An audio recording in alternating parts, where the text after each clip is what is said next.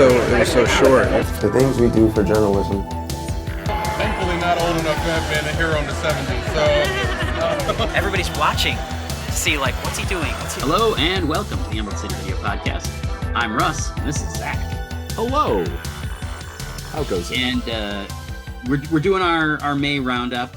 We're a few days later than we would have liked to be because this entire week has been chaos for me as I try to finish the Legends of Tomorrow book. Yeah. Tell me about it. And then had to fix the bathroom pipes today. But I don't know why that's funny. I just yeah. But I'm gonna run down. We're gonna run down mostly Zach because he is the one who put most of this stuff together. Run down a list of some of the articles that or the stories that kind of made us the most interested towards the end of the month. Yeah. So why don't you can start us off and I can pop in as kind of needed. Yeah, I mean, not shocking, because anyone who listens to any of the podcasts that I do is that I'm somewhat obsessed with AI. We're not going to talk about it like in specific or whatever, but like it's just kind of a bouncing off point. Hollywood Reporter on May 1st came out with a story, the AI 25, the exclusive group of people shaping the future of Hollywood. Members of a diverse and quietly powerful clan. Interesting usage. Clan are competing to make over entertainment in their image. Who will prevail? Well, shockingly, it's a whole bunch of people that have a whole boatload of money, like a CEO at Google, and a couple studio execs, and Ben Affleck has his basically kind of like behind the scenes added AI. Yeah, he has that like whatever he's doing the over. I think he just signed an overall deal with Netflix. Yeah, which makes sense because I feel like Netflix is going to be one of the first to like reach for that. Yeah, it's interesting because he's like walking a fine line where like I think a lot of people on this list are in the kind of mindset, which I'm strongly against, but I'm a photojournalist, so I kind of can be without, it's the fact that most of these people are like, okay, well, we have to get involved somehow because AI is here, and we need to kind of like basically be part of the conversation. And if we boycott it or we do whatever, we're not going to be running it, or we're not going to be part of the conversation, which is something that like I disagree. That like it's just like, well, COVID's here. Let's just embrace it. Let's have COVID parties and send it tons and tons of money and give it attention and love, and we'll all just get COVID, and some people will die. But that's the way it's going to be, and to me, that's very much kind of the AI conversation that I constantly have with other journalists and people that I know that I just don't get, where it's just like, no, we can be fighting it and we can be part of the conversation of making sure that it's regulated into hopefully, the very rare use that it makes sense, or at least if nothing else, keeping it bottled so that it's not like a learning process. It's just like, to me, it's like the self-driving cars, where it's just like, basically we're the test subjects, and some people might get run over, but you know what? Eventually it's going to be, the way that everything is, and we just have to deal with it. Yeah. And we've been kind of every tech innovation after tech innovation that has destroyed a different, whether it be the taxi cab economy, whether it be, the order, food and beverage economy, whether it be whatever it is, it's just like, oh, it's going to destroy this economy. And then it's going to, but people will figure out afterwards. And it's like, it doesn't matter that like it destroys lives left and right, but it's here, guys, it's here, and deal with it, and it's just like, that's something I find kind of disgusting. I will say at least Affleck has at least come out. I mean, he is a guy that, won an Oscar for writing. Yeah. So, I mean, he has come out and basically, talk shit about it being, bad for writing and that sort of thing. He told Joe Rogan that AI writing is really shitty because by its nature it goes to the mean, as in the middle. And it's just like, and that's kind of what it does for everything, whether it be any sort of, whether it be background, basically background actors just filling in the space behind it, or whether it be whatever kind of computer graphics. It's just like it takes everything and then globs it together into this horrible mess. But And that's again, I think that like what they're trying to do is normalize this so that when it starts having catastrophic impacts, yeah, we've all like they can roll a couple of things back and it'll be like, oh look, we did the right thing, air quotes. And it's like yeah, it's not the right thing that like to scale back to 80% when this is a thing that like yeah. needed to, and again like um I've been listening to Better Offline, um which frankly like I appreciate what he brings to the table, but also like Ed Zitron is not going to change any minds Yeah. because he's not having serious conversation. Like 90% of the show is just rants. hmm Yeah. um That's why I love it. It's a yeah. fantastic podcast. But No, yeah. I mean, again, I'm really enjoying it Yeah, yeah, yeah. because like I agree with him, but it's a great example of something where it's like my father-in-law, for instance, like is one of these people, one of the like rich boomers who just loves AI as like a toy. Yeah. It's just like I'll talk to him and he's like, well, I was around when this happened with the internet and everybody was so scared and like, but then we figured out how to, and it's like, do you really think we're better off because of the internet? Also, do you Like, think the big thing is like, did we do what we're if we're going to copy what we did with the internet, where we just said fuck regulation, let the free market reign, and let it go yeah, wild, and I mean, tons of people have died because of that. yeah, Like never mind, people are like gone, mentally gone, whatever. right. Extremism is has gone rampant and that sort of thing. So it's just like, okay, so if we have to accept that AI is here and it's coming or whatever, then Yeah, why don't we like learn from our mistakes? Something America's really great at. Learn from our mistakes and then go, okay, well, we did this before and it didn't work. So why don't we do something slightly different? No, no, no. Let's no, stick we'll with just just let everything exactly go. the same thing Yeah. again. Yeah. Throw money at it. Yeah. Yeah. No. Yeah, but so I sometimes like I love Better Offline, but again, like I am hyper aware of the fact that there are like there are people who aren't even because like obviously there's a lot of like AI shills Yeah. and like just terrible fucking humans that Mhm. like are supporting this because like everybody else is going to get hurt, but I'm going to personally benefit. Yeah. Yeah. But Yeah. Might as like well cash in. Yeah. people like my father-in-law, it's like that's not who he is. He just like has bought in on like the novelty of hmm I'm going to use this example, so it's going to take me a second, but there's a one of my favorite folding ideas videos by Dan Olson is this one he did about these guys, the Mickelson twins, and they're these dudes who basically created a scammy uh, a scammy business where like you make passive income by hiring a ghostwriter to write a book Yeah. and then like paying somebody on Fiverr to make an audiobook and putting it up on Audible. Yeah. And he breaks down like the potential clients for a ghostwriter in a really kind of easy to understand way, Yeah. which is he's like there's basically four quadrants. It's like somebody who's a writer and an expert, somebody who is an expert but not a writer, somebody who's a writer but not an expert, and then somebody who's bringing nothing to the table. Yeah. And to me, like I think part of the reason that my father-in-law benefits so much from like messing around with AI is that he tends to be somebody who is in one of the three decent quadrants.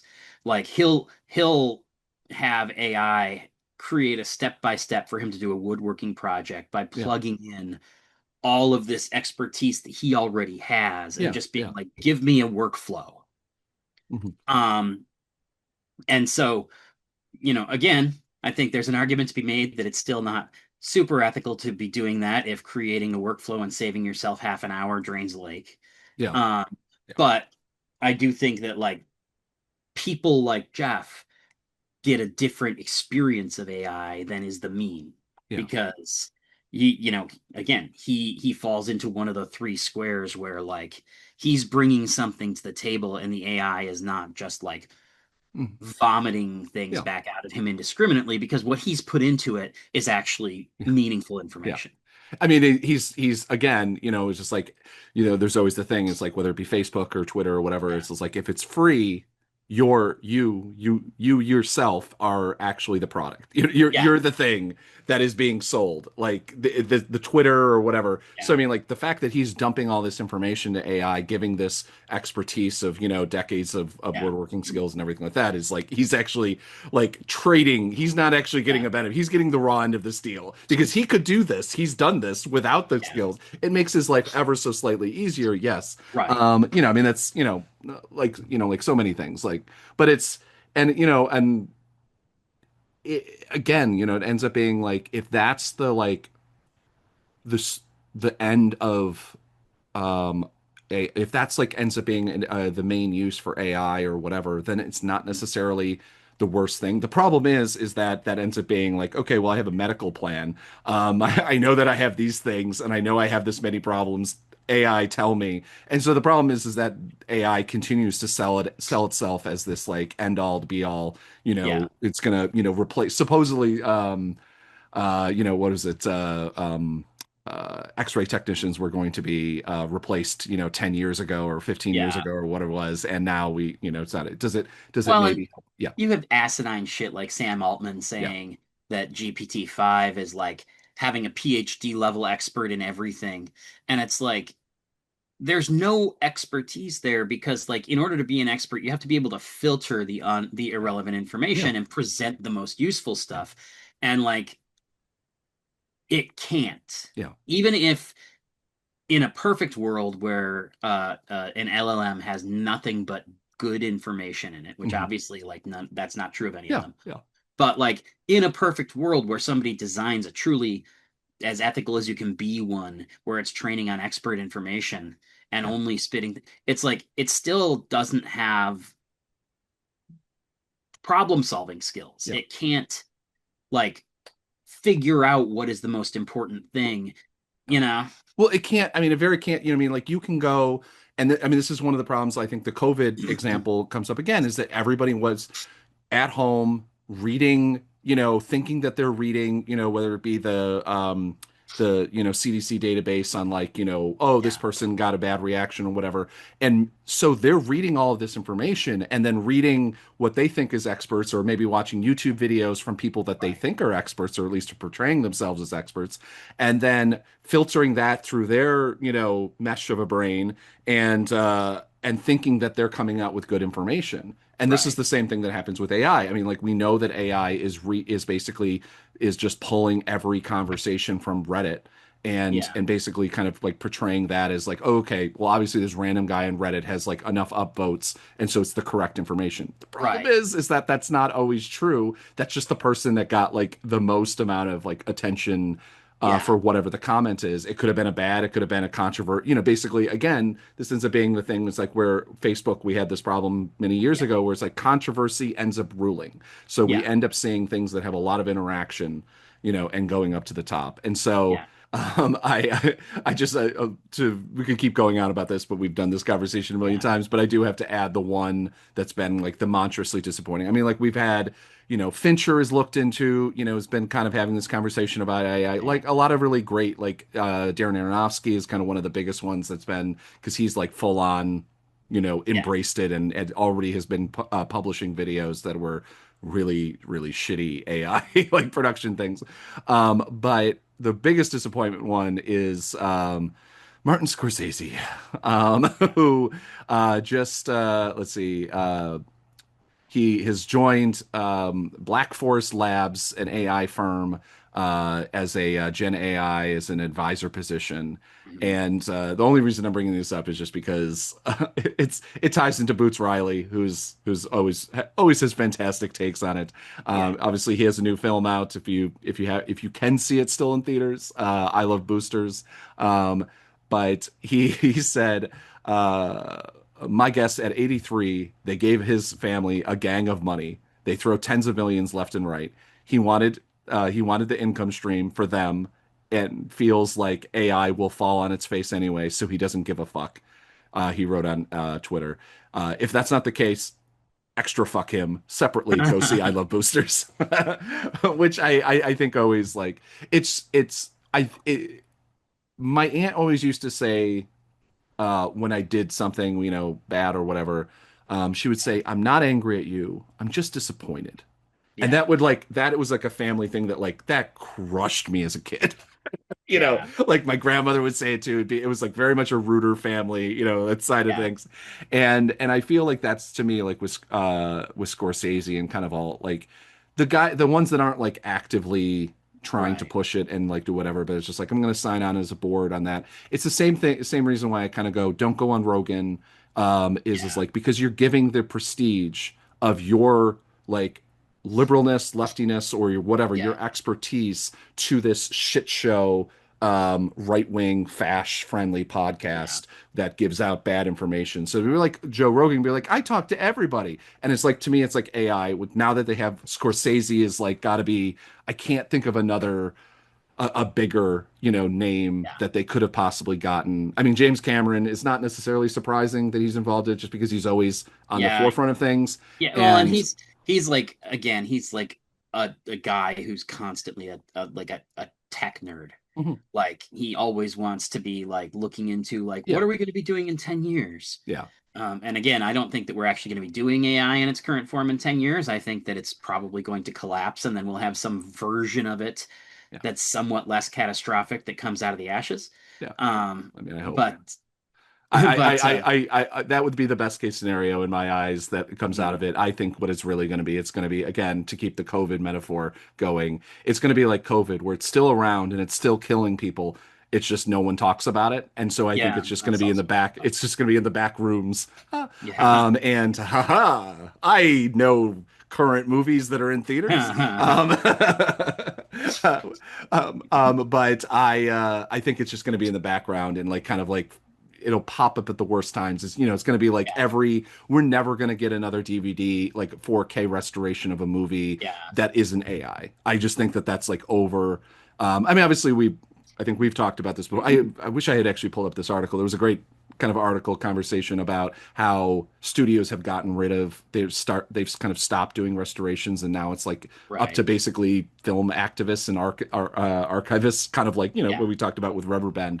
But yeah, there's like been a lot of those films that people have brought back. But yeah, the Scorsese thing is to me just so disappointing yeah. because like he's a guy has enough money, That's and that's always the thing for me too. Like Boots Riley is almost certainly right yeah.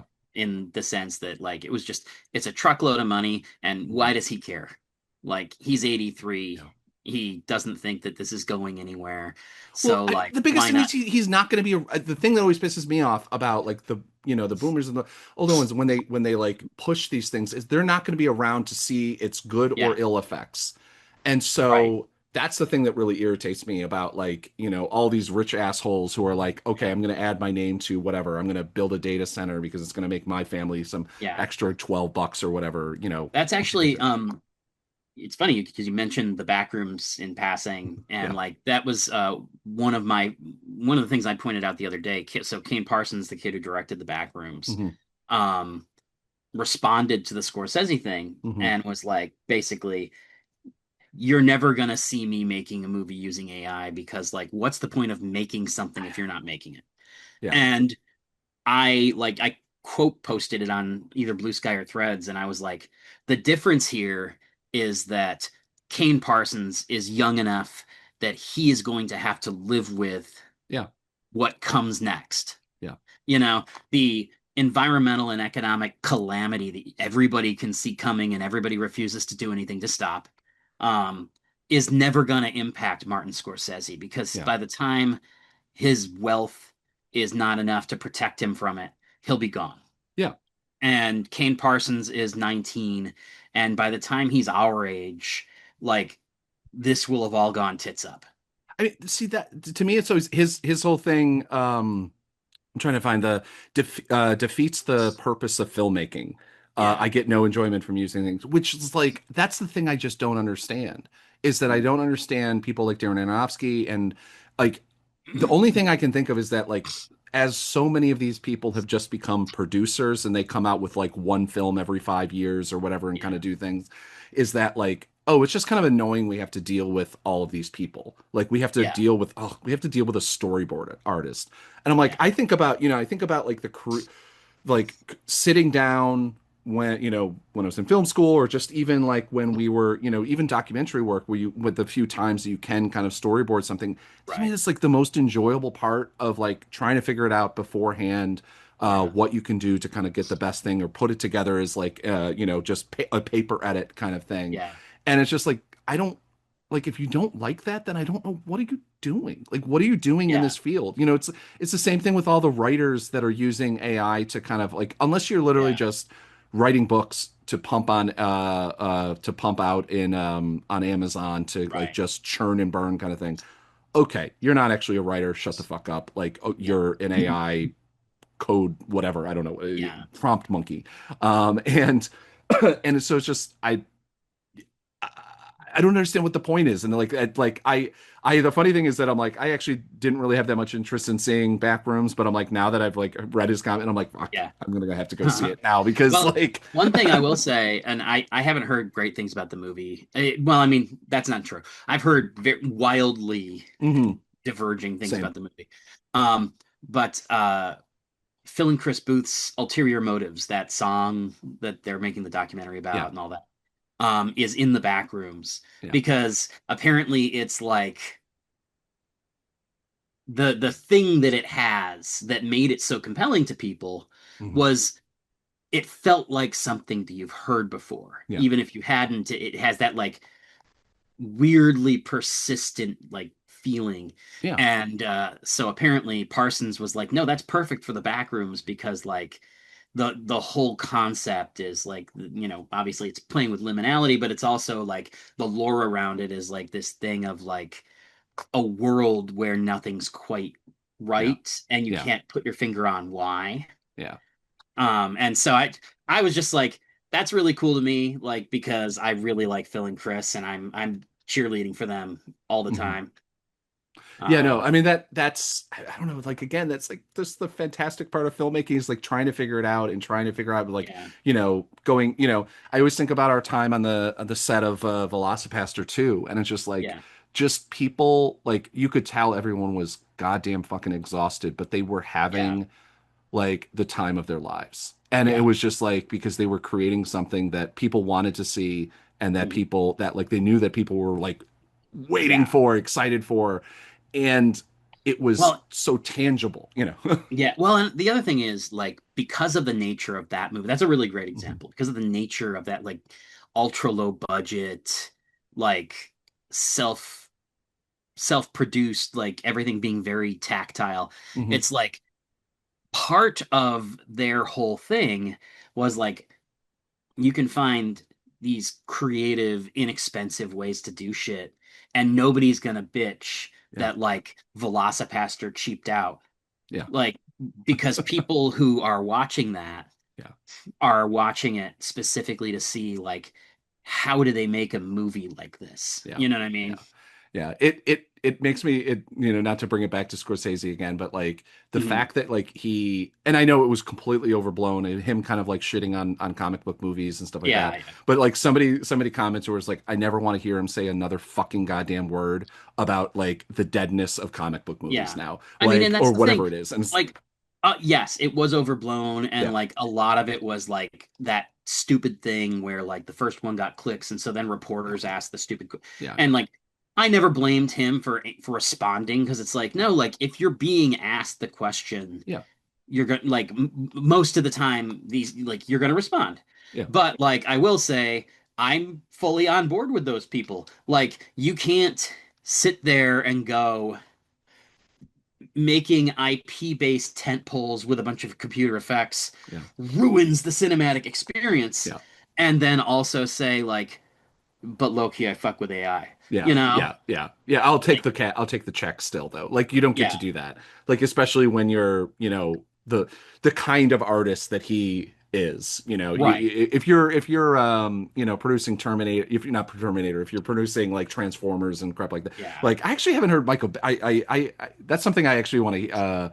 Wonder if I could reach out to him and see, like, because I'm actually kind of surprised I haven't heard his comments on AI, because he's the guy Yeah. that I'm like, I wouldn't be surprised. I don't know if I want to hear it, Right. but anyway, but yeah. So No, I mean, yeah, here's the other thing about Bay though. yeah. Like, in spite of the fact that the movies he makes are designed for the lowest common Hmm. denominator, he still very much does have, like, he's still an auteur on some level. Yeah, Like, you can tell a Michael Bay movie. yeah, And I feel like Michael Bay, I don't think that he would be opposed to AI, yeah, but I feel like Michael Bay would be the kind of, like, that weird middle ground guy who's like what Mr. Beast does, where it's yeah, like, I I have my own proprietary AI that's fed exclusively on yeah, Michael Bay movies, yeah, and it's just gonna do what I would do. And now Michael Bay will live forever, and it'll be yeah, like the fucking Tom Clancy books that are still coming out 20 years after he's yeah. dead. I will say though, it's like you do, you see a lot of his work, and like there's there's obviously a ton of green screen, but like Mhm. there's not like he could just do everything in a big, Yeah, he could have done the Transformers, obviously that was many years ago, so maybe they didn't right, have like the big kind of like Marvel Studio rooms where they just produce everything on blue right. screen sets or whatever. But like he could have just done all of that. But like no, I think that he actually enjoys like blowing shit up and Oh like yeah, for wants the sure. physical thing, and it's just like that's the you know Well, it's um also like, that's like the guys who make the Fast and Furious movies. It's yeah. like clearly a big draw for them is that, like, Mm. we get to drop a Ferrari out of a helicopter into Yeah. the middle of the, you know what I mean? That's Um, that's like always, that's to me that's the thing where it's just like I can't imagine wanting to make even I'm not gonna get it deeply that much in Marvel, because it's like right. those are those are profit making ventures. They're not, to me, they're not movies in the way that we're Yeah. talking about anything else. But like it's the fact that I'm like, if what's the point? What if you got into filmmaking to whether it be blow shit up, whether it be go places and do things, Yeah. whatever. Like I just don't understand. I always the joke. I think I probably mentioned like references before, but somebody made a joke about Adam Sandler choosing his basically the last like 10 films that he's made, where it's just like, Yeah. I want to take all my friends on a vacation Yeah. somewhere, and so we're gonna make this film in Hawaii. We're gonna make this Yeah. film in Palm Beach. We're gonna make this whatever and get paid for it by Yeah. Netflix for a ton of money. And it's just like that's to Yeah. me, it's Well, just it's like, what are funny. you doing? Like, what are you doing films if you're gonna be like in a whatever, Yeah. like, It's funny because Bill Lawrence used to be very transparent about doing that too yeah, on, definitely on Scrubs. I feel like he also did it on Cougar Town, but like, he had, like, there were episodes because, like, he owns, like, a villa or something on, like, in the Keys or whatever. It's like he yeah, has a private beach because he's had fuck you money ever since Spin City. yeah, And he, like, he would do episodes of Scrubs where it's like, no, we're gonna go down and do like a Brady Bunch movie parody episode where we have the little idols and all that kind of, but yeah, like, we're gonna shoot this basically in my backyard yeah, so that you can all just come and stay at this villa, yeah. and like, ABC's gonna pay for it. Yeah, no, yeah, I just don't understand. It's something I will never understand. But yeah, but I think we've talked about this one enough. Yeah, yeah. Especially The because everybody in the world yeah, is talking about AI, so it's yeah, like, we probably, next time we do an AI thing, we should save it for the end of the show so that we're yeah. not leading off with the exact same conversation everybody's having. We're giving Um, people what they want. They want AI hate. If you're listening to this that's podcast at true. this That's point, true. it's probably, I think we I mean, filtered if you're through. listening to a podcast where the logo has a VHS in it, you probably want it. Yeah, yeah, yeah, yeah. Um, The so, of course, like right with that lead in, the next story that I was talking about is the fact that Disney is looking to end Hulu as an app by the end of the year, which is, I think it's been something that's been like a conversation. I feel like yeah. for years, that like Hulu, is I mean, Hulu going to go away? Is going to come back? But I I, do, like, as somebody who's like, I could get rid of, if I didn't have my niece, if I didn't have a couple people on my Disney, don't listen to Disney app, like, but a couple people on my Disney app, I would get rid of that in a heartbeat and probably just have Hulu, because it's where like all the trash TV that I watch. Not really American Dad, Kitchen Nightmares, like Law and Order was on there. I And actually so really like the new King of the Hill. yeah. Oh, yeah. I haven't gotten to that one yet, but Actually, without getting too derailing us too much, I want to say yeah. this thing because like I meant to write an article about this and I never did. Mhm. Um, there's a great beat in the first episode of the King of the Hill revival that like so there's always that thing whenever you have a conservative protagonist, Yeah. there's always that like, well, that guy would be MAGA. Yeah. And it's like there's a thing in the first episode of King of the Hill that explains why Hank Hill could never be a Yeah. Trump supporter. Yeah. And it's like it basically is just on a fundamental level, even though he is not comfortable with things, Mhm. he still likes people. He's Yeah. not an antisocial Yeah. asshole, Yeah. and he wants the best for the people around him, even if they're not like his friends and family. Yeah. Like there's and I can't even remember exactly what the thing was, but I started this article about it, and it was one of those like I never got around to finishing it because something happened, but it was. Something we should revisit at some point because I thought Cool. it was a really interesting conversation to have because like that show came back and a bunch of people reflexively were like, I don't know if I can watch King of the Hill in 2025 because like clearly he's a Trumper. And it's Yeah. like, no, but like that shows a fundamental misunderstanding of who that character is. Yeah. Yeah.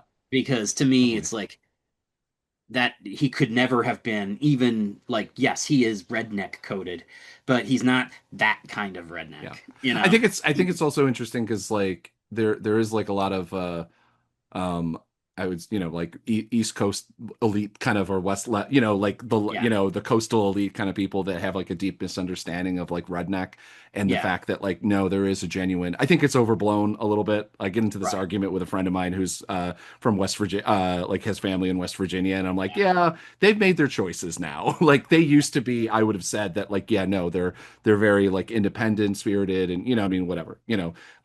but like I think now they've kind of like embraced that to a level that's, I don't think you Yeah. can deny it anymore. But no, but it's still at the end of the day, like we both come from upstate New York, like we both came from relatively rural areas in upstate New Yeah. York and the fact like the idea is that like there's still a vast majority of people that I genuinely believe can, that aren't, that are redneck or that are, conservative in the way that Hank Hill is, but not ever able to like go for somebody like Donald Trump. Yeah.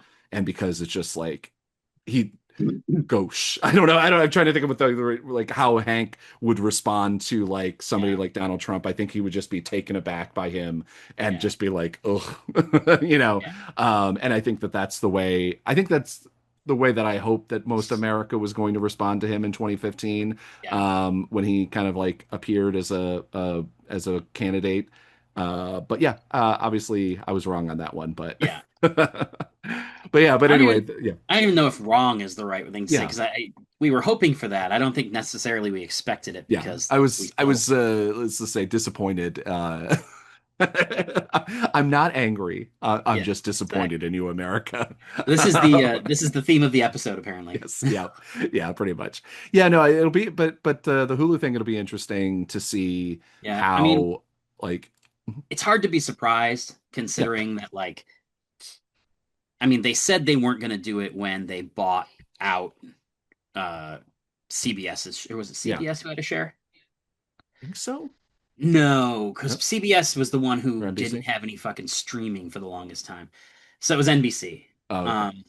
Yeah, so because originally it was a joint venture between ABC, NBC, and Fox. Yeah. And what happened was that when Disney bought Fox, Mhm. suddenly NBC was like, no, Yeah. like I'm not fucking sitting here getting outvoted on every single issue because like Yeah. you have 2/3 of the voting power. Yeah. And uh, so there was like at first they were like at first Universal was like we want Hulu because Hulu like honestly Hulu had brand recognition Mhm.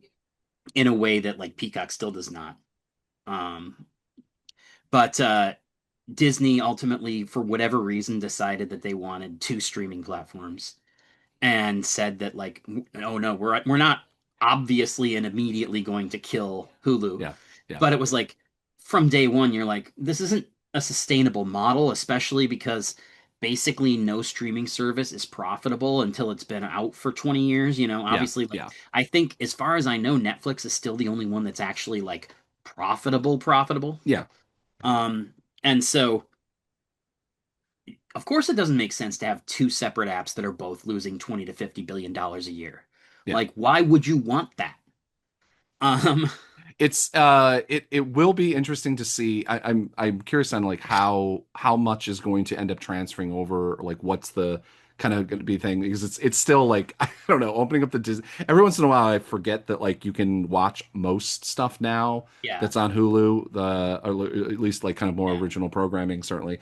And like yeah, but like you open up the Disney app and there's like the murder show or whatever it yeah, is, like some horrible fucking thing, and you're like I'm still like it's been like yeah, wild to watch this like kind of rebrand of like obviously but Disney has always made a wide range of movies and things like right. that, but like they had oh my God, what was it? It's not Touchstone. I'm trying to remember what they're Yeah, like. they had It was Touchstone. Touchstone. I'm trying, Yeah. but yeah, but they had like different Well, studios for they had different Touchstone things. and they Yeah, had Miramax, and there were one or yeah. two, Buena Vista Home Buena Entertainment. Vista is what I was actually thinking. Yeah, Um, yeah, but so like, yeah, you're exactly right. And the funny thing is that like you could still do that. Like, mhm, there's no reason they have to have the murder show on the landing page. yeah, You can just have a Hulu landing page, or yeah. yeah, Which a I think they Hulu do. landing. I mean, I think they have an They option do. right now. Yeah, yeah, They do. yeah, I'm not. I've always been surprised by that actually, and it's again it's an odd personal thing, but like yeah, I've been struck by the oddity of that too, of like opening it up and having like American Horror Story or whatever, yeah, and it's like, why would you ever have that on the landing page when you can just put it in the Hulu yeah, subfolder? yeah, And like when somebody intentionally clicks on the Hulu tab, it can pop up. yeah, Like, and I'm not like morally outraged by it or anything. And my kids don't care. But like it is the kind of thing where Disney Plus is primarily a family app. yeah, Um, my suspicion is that part of this is that Disney will use the opportunity to pare down anything external that yeah, they've been licensing to Hulu, so that because obviously like you need a larger library than what Disney could provide to Hulu, yeah, because like Disney also has to support Disney Plus, so most of their best stuff isn't going to Hulu. yeah, So they've been licensing movies and some TV shows from other places, yeah. and I suspect all of that will go away. Mhm. And when it moves over to Disney Plus, it'll all be stuff that they own. Yeah. Um, It's going to be very interesting, and this is like a very personal thing because I don't know how many people like have signed up for this very particular deal, but like I have a it's like $32 a month, and it's no ads for Hulu, Disney, and HBO, which is oh like yeah, a pretty good deal. yeah, Like Instagram like slammed me. It was like you're the yeah, person for this. And because I was like I kept going back and forth and getting rid of HBO because I was yeah. just like there's not enough stuff on it like that. Mhm. It's like so much just reality kind of TV crap that's like, Also, and it's like trying to find anything is hard. But to their credit, and I shouldn't say this out loud because like some AI will scrape it. yeah, Um, but to their credit, they also like Home Media is still a pretty viable venture, yeah, and so almost everything that's on HBO Max ends up on home video. yeah, And so, like, I think I mentioned on here before, certainly I've talked with you, like I've been getting more and more into self-hosting. I've got my Plex server, and I've been slowly but surely digitizing my DVD library and yeah, downloading a bunch of like free stuff from the internet and whatever else. And it's like, yeah, I want Peacemaker, but yeah, I can buy Peacemaker on DVD and then just drop it on my yeah, server.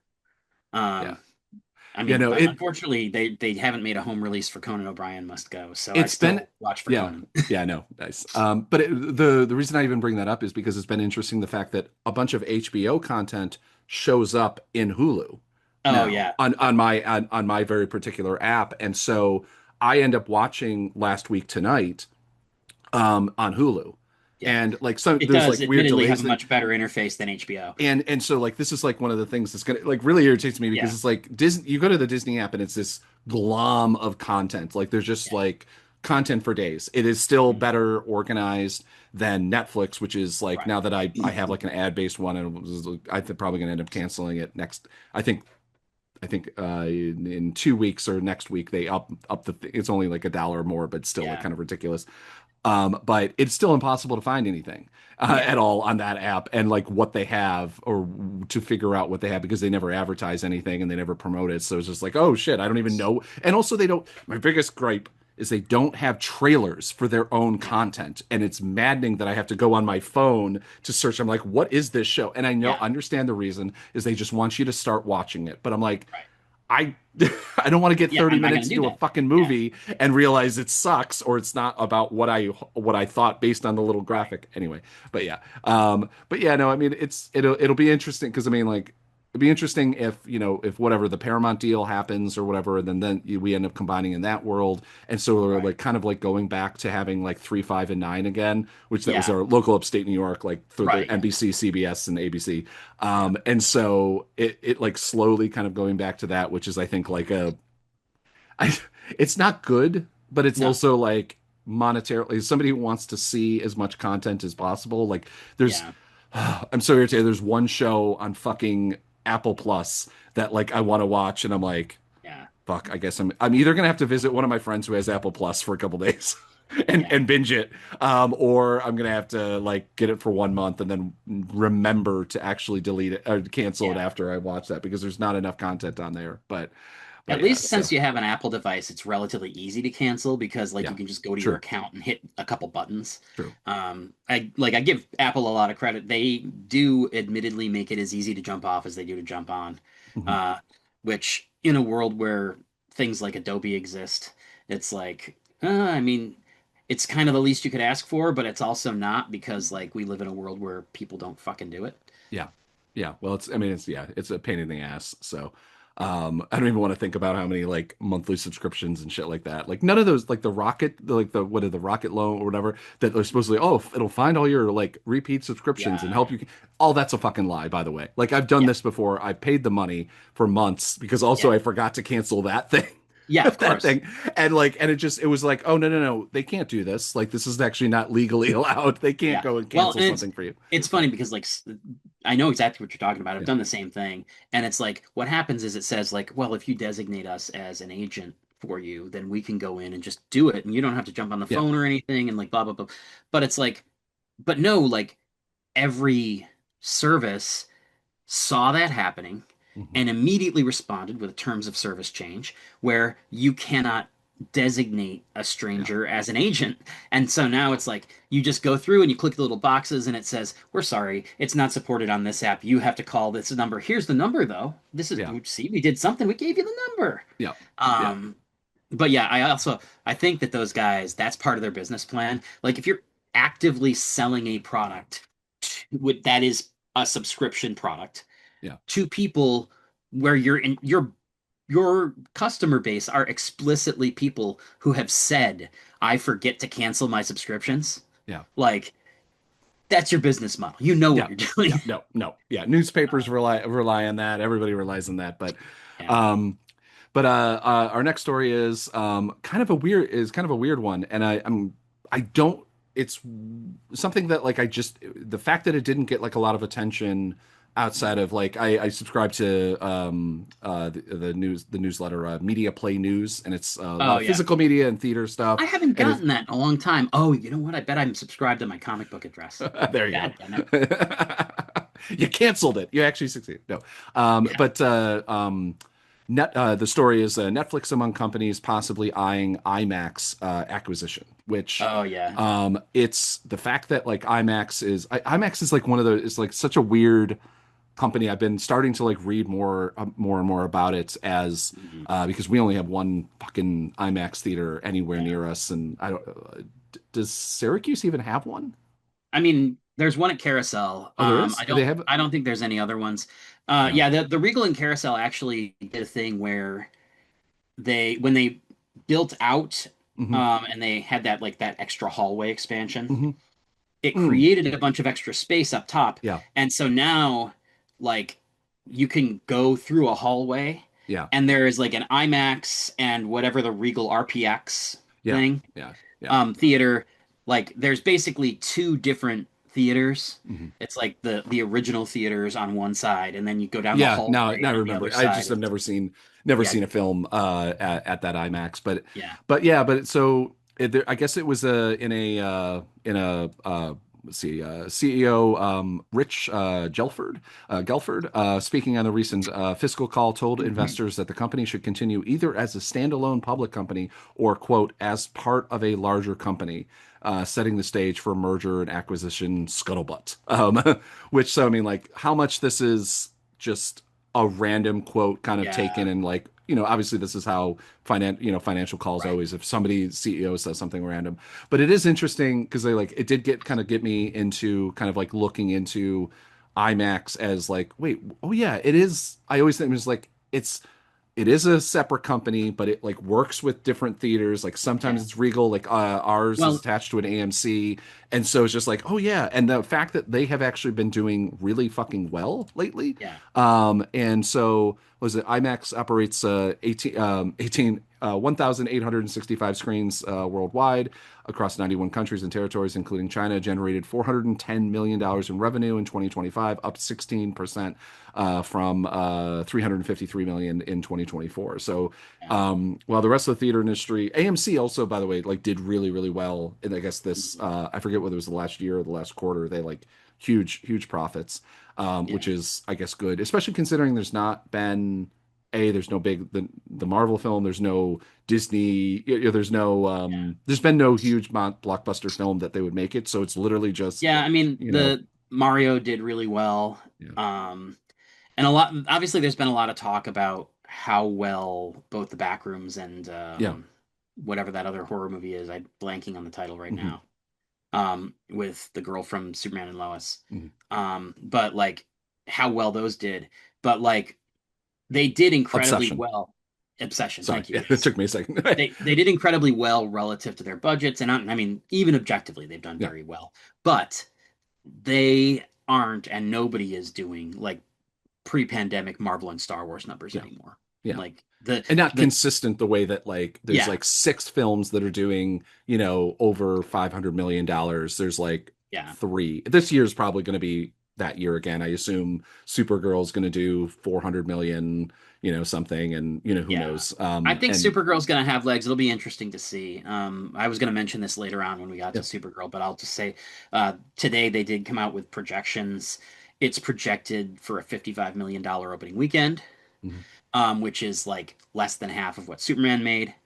Um, I'm skeptical about that. I think it's probably going to do a little better than that. I don't think it'll make Superman money, Yeah, but I think the same as you. I think it's going to end up around 400 million by the yeah, time all said and done because I think it'll probably open it closer to 80 and then also have legs yeah, because like everything I'm hearing about it is really good.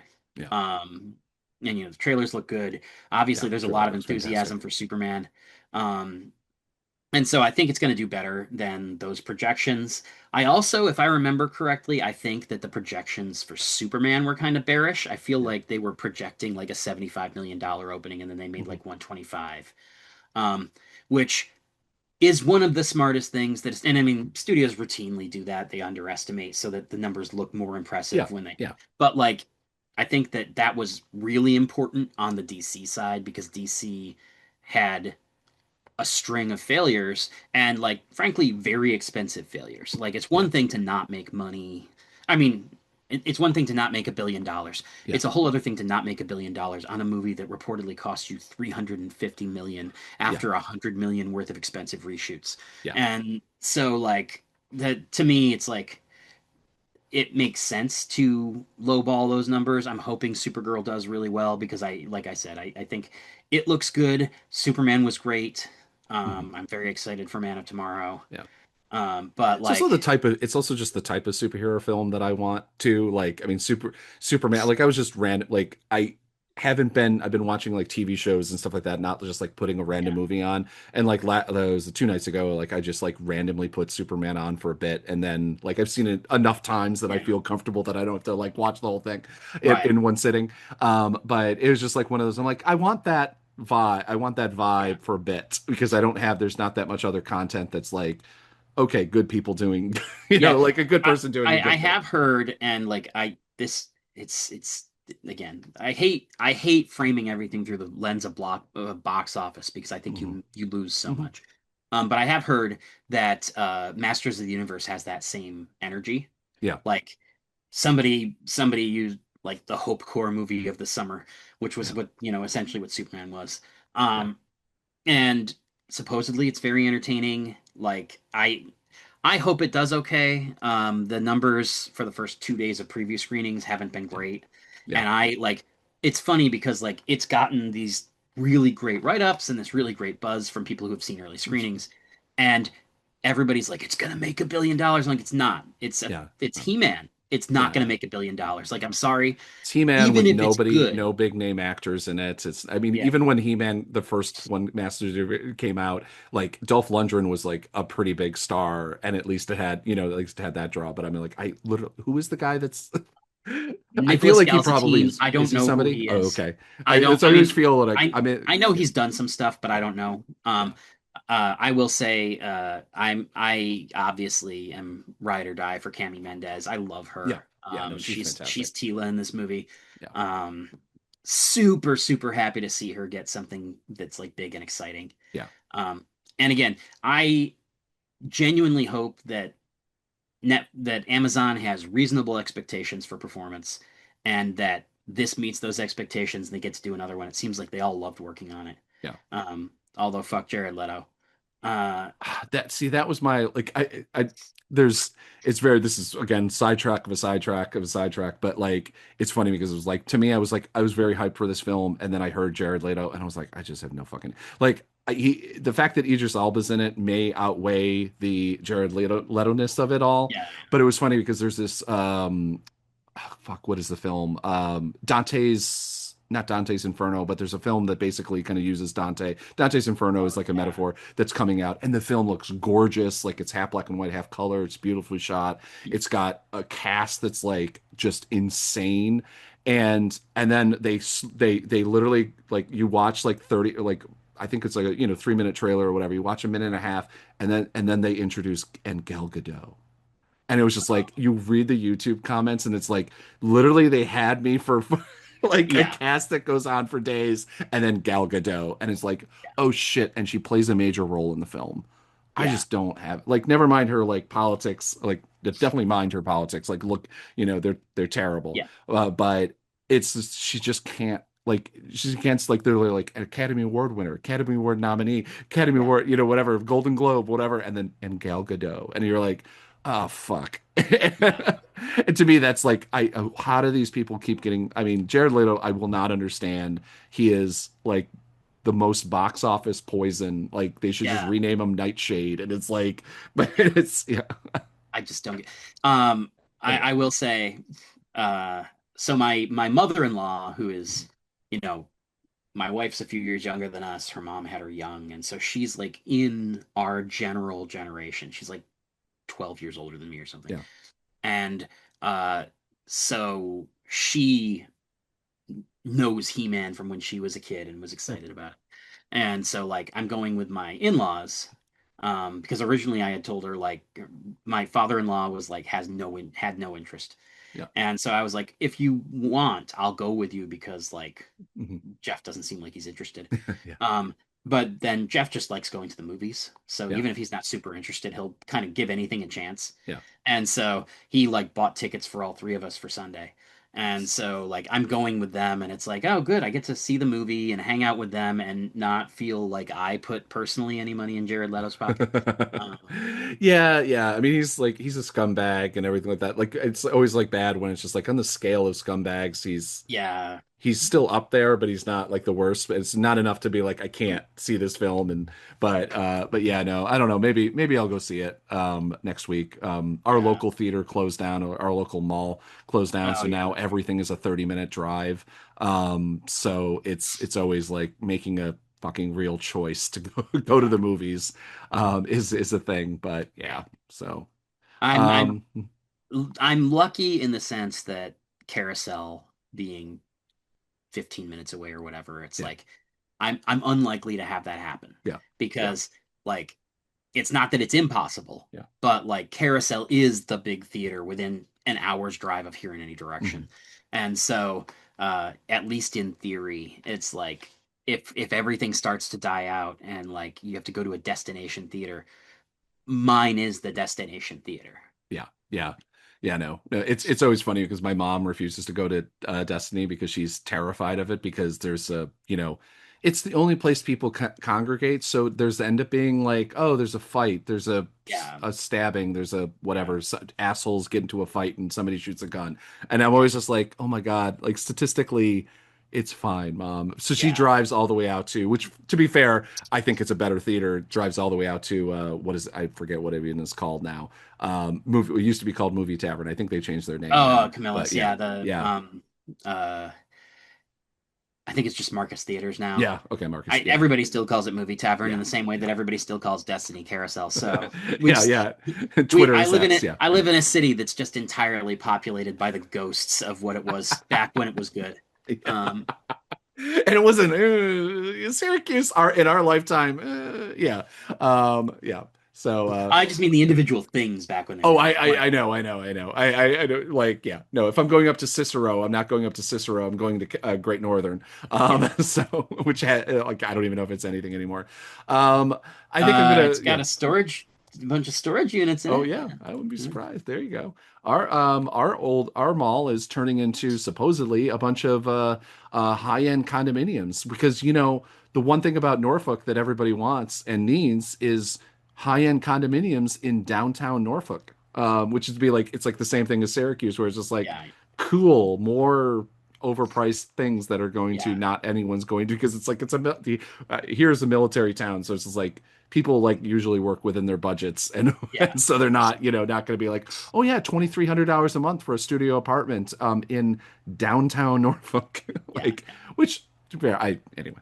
I'm not shitting on downtown Norfolk. I actually but I get what you're saying. A lot of places, but it's just like people don't usually want to live in the downtown of a city, in areas, like in the South and stuff like that. Anyway, very like you get New York, you get LA, Nashville. There's a handful of cities that rich people want to live in because there's prestige attached. Yes, but if you're in the suburbs already, which Norfolk and Syracuse are both functionally suburban cities. Yeah.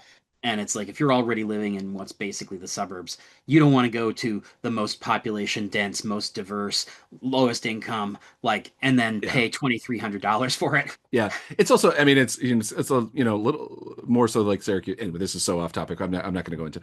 Somebody like let's talk about the geography of Norfolk. That's going to be an interesting for a movie podcast. And the final story that I was going to talk about, unless if you have anything else you want to add afterwards, it's not really. This is always a fun story that I add that I'm actually going to end up probably going to KFC. And it is KFC partners with Supergirl for Crypto Chicken Bucket and theme sauce, and because I absolutely want one of these. Yes. The thing that I think is funny is that every dog owner knows that you can't give a dog fried chicken. Yes, yeah. Chicken bones aren't good for dogs. I feel like Crypto can do it. That's probably true. For people just listening, KFC is coming out with basically it's like the Happy Meal kind of thing, but like the bucket, the traditional bucket, it's a KFC plastic bucket with with Crypto bursting out of it, and it's a pretty sizable Crypto coming out of it. So, and they are going to have which I think honestly, I'm surprised. I mean, maybe they've done these and I've missed them in the past. Yeah. But I'm surprised that I've missed them if they have such a good idea because theaters, one of the things helping theaters right now is all these overpriced collectible popcorn buckets. Yeah. And KFC routinely serves their main food in big buckets. Yeah. This is actually a no-brainer. Mm-hmm. And so to me, I'm like, no, this is that's a great fit. Yeah, super smart to actually do a tie-in, like KFC does a tie-in with Regal or something like that or whatever. But no, I have to read off some of the sauces they're doing. Supergirl's Solar Honey Mustard, a bold golden mustard sauce that hits with bright tang, honey sweet balance, and a sweet heat finish. Inspired by by the power Supergirl draws from the yellow sun. Ruthie's sweet chili revenge, a sticky, sweet, and spicy chili garlic sauce that starts smooth and sweet and then builds to a savory garlic kick and gentle heat because revenge is best served sweet. And finally, this is the one that I'm trying to remember who a mutual Blue Sky friend. Damn it, I was trying to see if I could. Oh, Adam Nave and I were having fun with on Blue Sky. Lobo's Wild Ranch, a bold, savory ranch that includes everything from garlic, onion, herbs, sesame to poppy seed particles. Classic, creamy, just unpredictable enough for Lobo. I don't know why this is making me laugh so much, but just like knowing like growing up on like Lobo as a character and like his like the Alan Grant, Keith Giffen Lobo, yes, where exactly. I don't want to think about I don't Lobo's know how ranch. much of that's Okay. going to make it into the movie, but like yeah. for the casual uninitiated folks, Lobo in the comics is the last survivor of his planet, just like Superman and Supergirl are the last survivors of Krypton. But Lobo is the last survivor because his people annoyed him and he massacred everybody. Yeah. So like this He's is the also kind of guy you're rude. talking I mean, he's just like a biker guy. Like picture like a biker person or whatever, a biker person. And he is that like that level of rude, crude, or whatever, bad guy kind of thing. And funny and perfectly cast. I Jason think. Momoa. Yeah, And it's funny, perfect, Momoa. yeah. And I think we might have talked about this I from the love first this story. trailer, Yeah, but like Momoa had wanted to be Lobo before he ever got cast as Aquaman. And so like really like they leaned in pretty hard into the casting as like part of the gimmick. Like one of the first teasers for Supergirl wasn't even like really footage from the movie. They did a thing where like you follow Momoa out of his trailer and he goes into like a makeup trailer and then comes back out as Lobo. And I can't remember what he said, but he said something along the lines of like, finally, And so it's like, I, I certainly hope, assuming this movie does well, which again, I think based on the buzz and based on the fact that it looks really entertaining, I don't think it's going to do Superman money, but I think it's going to make a decent chunk of change. And like, again, I think Warner Brothers probably has much more reasonable expectations under this regime than it used to.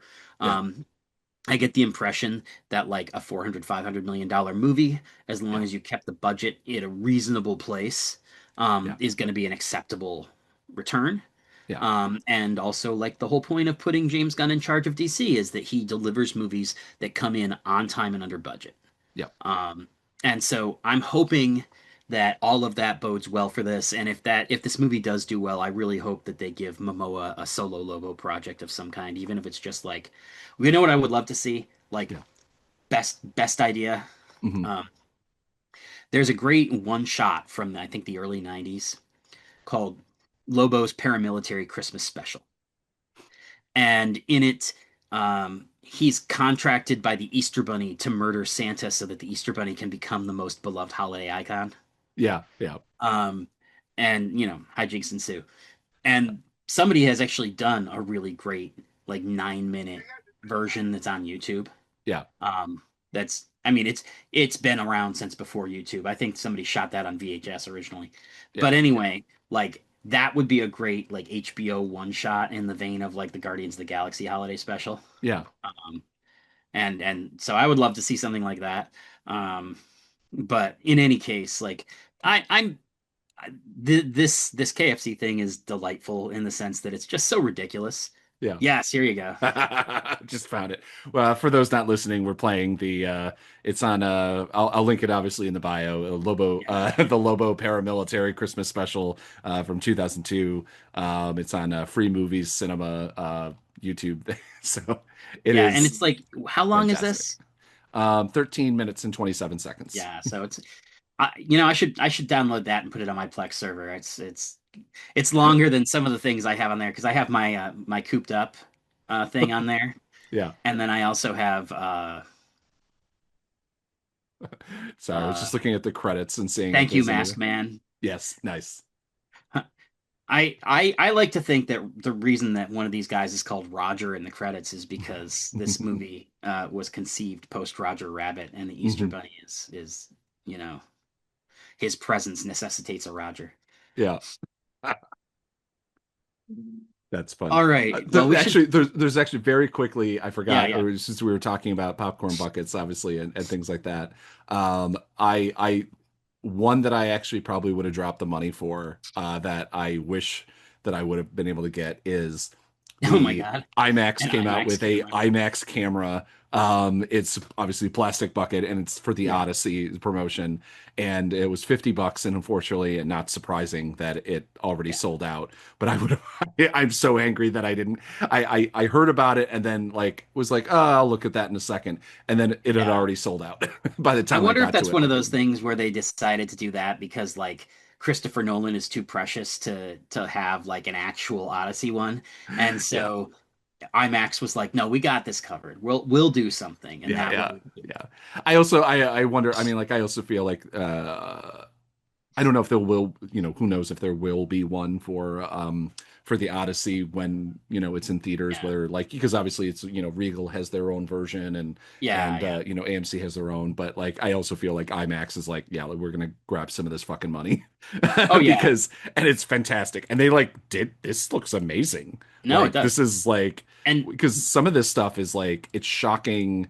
I think I've only ever bought one. It was for Paddington and was just a metal bucket that whatever in it. Oh no. It was no, actually no, it wasn't a metal bucket. Actually, it was great. It was a policeman's booth, like a British thing, okay. and it had like Paddington on the side, and it was like that's I have fantastic. the up behind me directly above my head there, you can see I have the Daily Planet newspaper box one. Yeah. Oh Which shit, I you got one of those? Oh yeah. man, I was I went looking around I for it, couldn't but get one at home because they were I want to say AMC. yeah, I think so. Yeah. So I waited until Superman wasn't like the hot thing of the moment, Yeah. and then found one on eBay for like 35 Yeah. bucks. Yeah, no, Um, I didn't end up seeing, did I don't think I ended up seeing Superman at the AMC theater, so I didn't end yeah. up going out there, and I probably, actually, no, I must have because I saw Superman in IMAX. So, Mhm. but yeah, anyway, but it must have already been sold out or whatever by the time I got to it. Well, and So, they also for that movie, like they had each theater chain had their own exclusives, but then there were also like some shared ones, I think. yeah. Because like at Regal, they had a crypto one Mhm. that sold out before I ever got there. Mhm. But they also had one where like his it was the glass box that Superman's trapped in with Metamorpho. Oh, And nice. Superman is like Oh, shooting at yeah. it with his heat vision, Yeah. and the heat vision like lights up. And so it was like it's a thing where you can like turn on the LED on the heat vision in the Yeah. dark, and it looks really cool. And because you get like the Superman like Yeah. angry red eyes of anger. Yeah. Um, It was very funny because I never bought one, but like I never bought one before, and so like I went to see Paddington 3 with my niece. It was like she would have been 5 or 6 then, and we were in line, and I was just like, do you want this? And she's like, yes, of course. Like she was like, yeah, like her mom hates yeah. hates tchotchkes and stuff like that. So I of course love buying tchotchkes for Yeah. her. I buy her snow globes wherever I go. But we bought one and I was just like, how does this work? Like, how much is it? How does it even work? How do we do Mhm. this whole thing? And so like the like, teenager that was behind the counter was like, we can put popcorn in it if you want, but like you don't But have most to. And I people was like, don't. Yeah. so we ended up just carrying, and I'm like, it's like the awkward like carrying it around with the popcorn is a separate thing. And like anyway, Yeah. it Well, I mean, was an that's like amusing deal. Yeah. I had the baby Deadpool one. I don't know Mm, if you remember mhm, that. He mhm. came in like a booster seat, and like the booster seat was where you put the popcorn, but also you could put your drink in his head. Um, and I bought that. I eventually got rid of it because it was huge and Yeah. it was just taking up so much space. And I was just like, I didn't like the movie that much. Like Mhm. I liked the movie. Don't get me wrong, it was a lot of fun, Yeah. but like I had no desire to be looking at baby Deadpool every day for the rest of my life. And so like I eventually got rid of it. But I had the same thing. It was like, and especially like the amount of popcorn that most of these things hold Yeah. is actually not that much. Like back when it was just a tin, Yeah. like it was the size of a large Yeah. popcorn, and it was okay, yeah, put popcorn in there. Yeah. But now it's like if I pay for a large popcorn and all you do is fill up Baby Like, Deadpool's booster seat, yeah. like that's about a quarter of what my you know Yeah, popcorn. I will say the IMAX one actually looks, I can't see what the specs are, but like Yeah, it looks pretty big. yeah, it looks like let's see, it is. Oh, they're So, pretty decent with some of with them the are with the eyepiece removed. The dimensions are 14 inches by 6.5 inches roughly, yeah, by 5. So not huge. I guess it is. Yeah, I yeah, guess it but probably is. Oh, it has a LED light and battery inside. Oh, it comes with a battery too, so that's oh, nice. nice. Um, Yeah, I will say, going before we sign Yeah. off, I should go back to because we got onto a Supergirl tangent and then just kept going. But like something that's worth mentioning is the fact that like part of the reason IMAX is so successful Hmm. is because they are one of the only places in Hollywood right now that isn't trying to like hyper consolidate and bring Hmm. everything under the same like everything in house. It's like Hmm. they are like they make a lot of their money renting cameras to Yeah. everybody. Like honestly, better than Netflix would almost be somebody like Alexa acquiring them. Yeah. And just because like that's what they do too. Yeah. Um, I do worry a little bit that if Netflix acquires IMAX, it makes it harder for everybody else to get their hands on IMAX Yeah. cameras.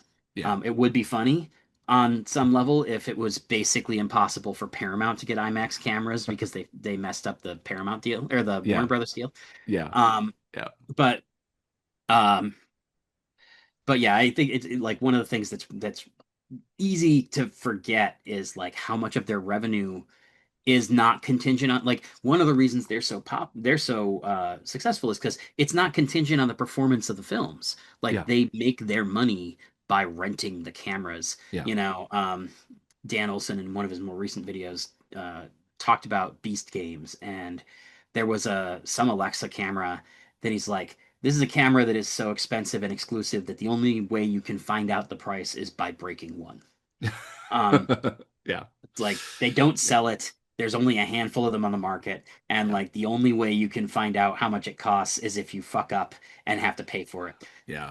No, And that's like and I so to me it's like that's probably basically the IMAX model too.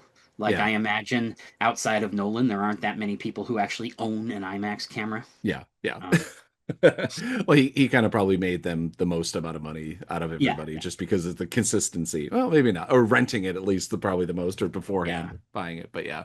So But yeah, so in any case, like that's like oh, another thing I was gonna like talking mhm. about like the consolidation and bringing everything under one roof. One of the things that I have heard, I think it was from Jeff Rossio, who does a lot Mhm. of really good content, like short form content on YouTube and Instagram about home media. And he, I think, was the one who said that he'd heard on like from on good authority that Disney basically wants to reinstitute the Disney Vault. Like they want to lock everything down to Disney Plus at some point. And it's like we're not licensing stuff out. We're not making DVDs. You're gonna fucking subscribe to Disney Plus or else. Yeah. Um, and that's nightmarish, Yeah. honestly, because like it's just such a horrible like thing for consumers, especially because like Disney Plus isn't cheap, and all Mhm. of these streamers like again like there's like Netflix is like 26.99 without ads now, Yeah. and I actually my one of my kids wanted to watch something on there the other day, so I signed up for the first time in like 8 months because they watch it so infrequently Yeah. that I basically was like, no, I'm canceling. And then like when there's something that you need to see, Hmm. we can like sign up for a month. Yeah. But it's so expensive and it's like we were using like 4 hours a month. Yeah. And it's like that that's an insane like value You proposition know, when especially when you're also there's no version. I mean, it's insane when it's just like it's basically for Netflix, you have a choice. If you have the same deal that I have right now, you can have Netflix or you can have Hulu, Disney Plus, and HBO or Netflix. And it's just yeah. like that's like I don't know. Obviously they have a market base, where it's just like they can do it, they figured it out. But it's just like, yeah, I have the ad based thing, and if it ever gets above, I don't know if I'll keep going. I have to like look through. I just finished the one show that I kind of wanted to watch, and I'm like, if I have to go through and see if there's anything else on there that I want to watch or coming up, and but it's anything above like $9.99, I'm like, if it goes above that with ads, I'm done. Like, and I'll never look back at it again because it's not fucking worth it. Yeah, and it's funny because like I remember working at the Pompey Mall in the 90s and early 2000s, and it was like there were all these people who were like, cigarettes are so expensive. Yep. Once they hit $5, I'm fucking out. And of course, like during my time there, they hit $5. Yeah. And there were some people who were just like, no, I'm out. Like, this is not a reasonable value proposition for what I'm getting. Yeah. And I was like, like, not just because quitting smoking is good for you in general, but also just like, I respect the people for sticking to their guns when it's hard. Because like fully leaving like these huge media companies that like control so much of like what everybody does in their downtime. Like people are working their ass off, getting home, and then feeling like they can do nothing except for sit on the couch. And so if that's how you're feeling, then like dropping Netflix or dropping Disney Plus is it's taxing in the sense that now you have to figure out what to do with your time. Well, I mean, it's also, it does, if it's the only thing that you have, because they have figured out that like, okay, they have just enough kids crap. I mean, the problem is that it's complete just trash. Like there is no good, I don't know. Maybe it could be, somebody can correct me or whatever, but like everything I've looked at, like that's the, for kids television, it's just, I think they have Coco Melon, which is nightmarishly horrible. Like not in a I'm trying to think of like what the bad thing, not in like Barney, like bad or not like that. I mean, it is exactly like that actually, where it's just like it's vaguely educational or something, but it is like for an adult, it's terrible to watch, and it's probably kind of like does like serious long-term damage to children as well. But but it's just like, unlike Disney. I mean, Disney, has Bluey, it has there's a dozen shows on there that are good, but the problem is that they don't have, unless you're a Marvel fan or a Star Wars fan, they don't have kind of the other content that, just the kind of random, whatever. I just finished this TV show Legends, which was pretty good on Netflix, but it was like, it's not something that like, if they had a second season, like the only show that like is on Netflix for me that like I will keep going with is The Diplomat. And I don't know why, but it's like West Wing, but like a little bit smarter and like a little more cynical. And so it's my what is it? God, what is it?